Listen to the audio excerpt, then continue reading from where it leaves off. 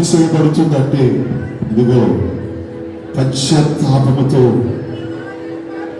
కన్నీళ్లతో, వేదనతో మన పాపాన్ని మనము దేవుని దగ్గర వెతుక్కున్నప్పుడు అమ్మా మొదలు పెట్టండి, అయ్యా మొదలు పెట్టండి.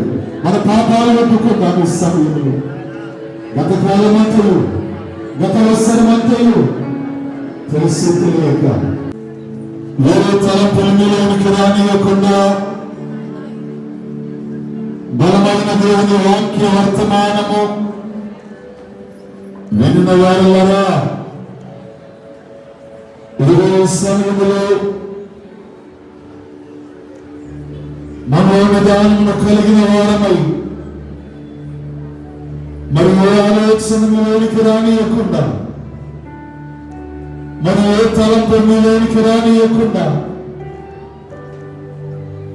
మరి ఏ